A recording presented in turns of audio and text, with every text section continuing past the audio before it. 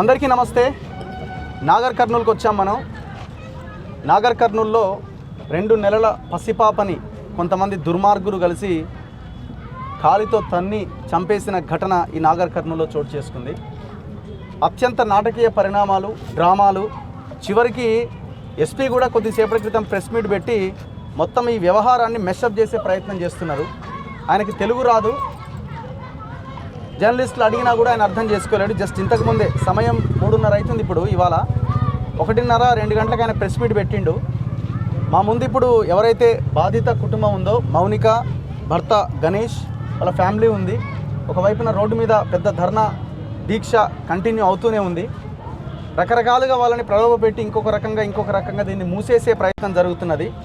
వాళ్ళ ultimate goal ఏంటంటే ఈ టోటల్ కేసుని క్లోజ్ చేయాలి.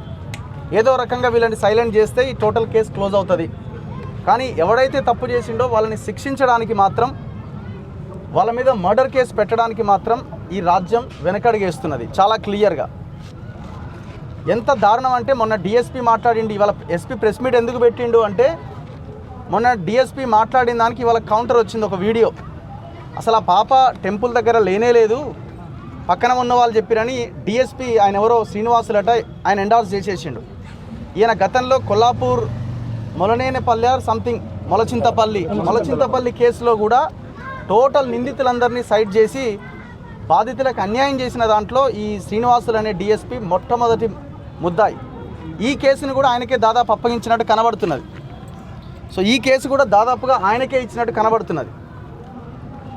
సో ఇప్పుడు ఎస్పీ ఎందుకు ప్రెస్ మీట్కి వచ్చిండంటే డిఎస్పీ ఏమన్నాడు, పాప అక్కడ లేదని పక్కన ఉన్న వాళ్ళు చెప్తున్నారని చెప్పడంతో ఈ ఎస్పీ తెర మీదకి వచ్చిండు. వాళ్ళు ఎందుకంటే భయమైంది ఆ వీడియో వచ్చేసరికి. ఆ వీడియోలో చాలా క్లియర్గా ఈమె ఇదే మఫ్లరు, చేతిలో బిడ్డ పట్టుకొని ఆమె అక్కడ నిలబడ్డది. ఈ తాజా ప్రెస్ నోట్లో దాదాపు 4 పేజీలు ఉంది ప్రెస్ నోట్. ఒక్కసారి మీరు అందరు చూడొచ్చు.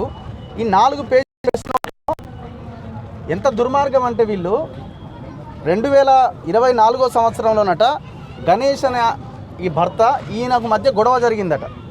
ఈమె ప్రెగ్నెంట్గా ఉన్నప్పుడు అది రికార్డ్ అయిందట. భార్యాభర్తలు అన్న తర్వాత గొడవలు అవుతాయి, కలిసి ఉంటారు, ఇంకేదన్నా జరుగుతుంది. ఇప్పుడు ఎస్పీ భార్య ఎప్పుడు తిట్టుకోలేదా? ఇంటికి లేటుగా వస్తే ఎస్పీ భార్య తిట్టలేదా ఎప్పుడు? లేకపోతే ఎప్పుడు మందలించలేదా? లేకపోతే ఎప్పుడు గొడవ పెట్టుకోలేదా? భార్యాభర్తలు అన్న తర్వాత గొడవలు సహజం. ఆ అంశాన్ని ఈ ప్రెస్ నోట్లో పెట్టడం జరిగింది. ఎంత దుర్మార్గం ఇది!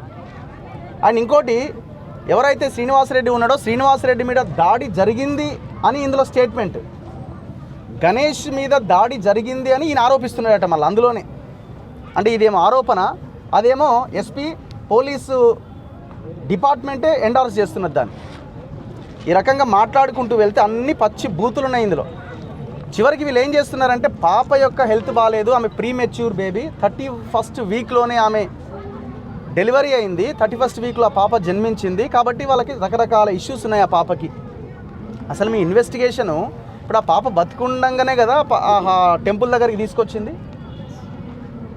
టెంపుల్ దగ్గర తీసుకొస్తే లోపల గొడవ అయితే ఇబ్బంది పెడితే ఆ పాపకి ఇబ్బంది జరిగింది. 2 నెలల పసిగుడ్డు, 20 ఏళ్ళ పోరడో అమ్మాయో కాదు అది, అక్కడ ఆ బాడీ 2 నెలల పసిగుడ్డు. కొంచెం ఏమైనా అటు ఇటు అయినా కూడా ప్రాణాలు పోతాయి. అయితే ఈయన ఇన్వెస్టిగేషన్ ఏ కోణంలో జరగాలి? ఇన్వెస్టిగేషను దాడి జరిగిందా లేదా, పాపని తన్నిండ్రా లేదా, ఈ కోణంలో ఇన్వెస్టిగేషన్ జరగాలి. హెల్త్ బాగాలేదు, వీళ్ళు రేషన్ కార్డు ఇస్తలేరు, ఆధార్ కార్డు ఇస్తలేరు, ఈమె కులం ఏందో మేము అడిగినాం కానీ రెవెన్యూ డిపార్ట్మెంట్ నుంచి ఇక మాకు రాలేదు, వీళ్ళు ఆధార్ కార్డ్స్ ఇస్తలేరట. ఆధార్ కార్డు ఇవ్వకపోతే కనుక్కో తెలియదా? వీళ్ళట ఓటర్ ఐడి అడిగితే ఇస్తలేరట. ఈ రకంగా టోటల్ ఇందులో మొత్తం అన్ని బూతులే ఉన్నాయి.